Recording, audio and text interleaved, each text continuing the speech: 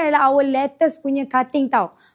Cutting kuntum. Lawa kan korang? Sumpah lawa yang ini. Untuk kuntum, kita baru je risau untuk beberapa sizing dekat beg nombor 17.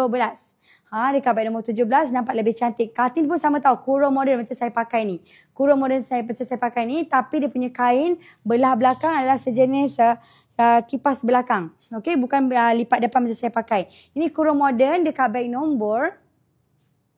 Lupa dah beg nombor berapa tadi. Beg nombor 17.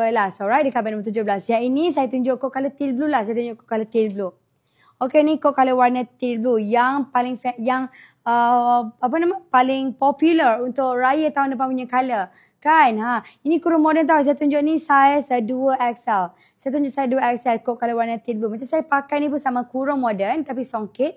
Yang ini kurung modern plain. Okay? Yang ini adalah sejenis kuntum. Untuk material pula sejenis material fabric cotton Jerman. Very nice kan? Memang nampak lawa sangat-sangat kan? Betul tak? I close up sikit. Untuk baju ni korang senang nak iron, susah nak ronyok tau. Dia boleh katakan ironless juga, okay?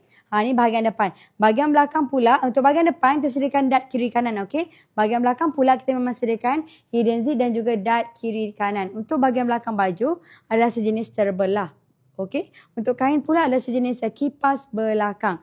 Very nice korang. Cutting kurung model macam ni memang cantik. Macam ni pun cutting kurung model, betul tak? Dia nampak elok, dia nampak cantik kan? Very very nice tau.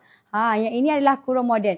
Cutting cantik. Jangan risau korang kalau kurung modern ini takutlah cutting tak cantik. Jangan risau, cutting sangat-sangat cantik. Saya tunjuk kod color warna best selling kod color warna dark, okay?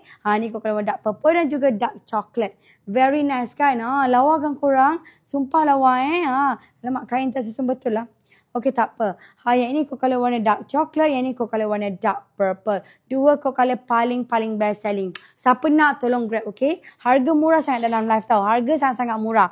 Okey, ni pula kod color warna maroon dan juga kod color warna dusty pink. Yang ini cantik kan korang? Lawa. Yang ini siapa nak pakai boleh nampak lebih kepada pastel-pastel, boleh ambil warna dusty pink ni tau. Memang nampak vibe lembut sangat-sangat. Yang ni kod color macam garang tapi nampak cantik. Memang menyala sangat-sangat. So siapa nak ambil yang ni memang cantik. Korang jangan risau tau. Dia punya cutting very nice. Kurung modern Kanisa, kurung modern ke, kurung kedah ke, memang cantik korang. Kurung modern, kalau kurung modern korang nampak macam, kurung modern macam biasa je, tak. Nampak tak? Ni pun kurung modern juga. Yang ni saya pakai ni pun kurung modern juga. Biasa ke tak biasa kan? Dia punya cutting lawa kan? Lebih lagi ada puffing. Ni pun ada puffing. Sama juga. Cuma ni plain.